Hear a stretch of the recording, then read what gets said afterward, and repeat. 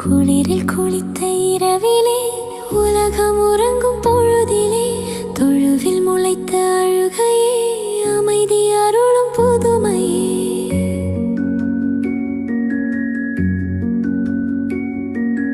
மரியின் மடியில் தவழ்கிறாய், அழகின் வடிவாய் சிரிக்கிறாய்.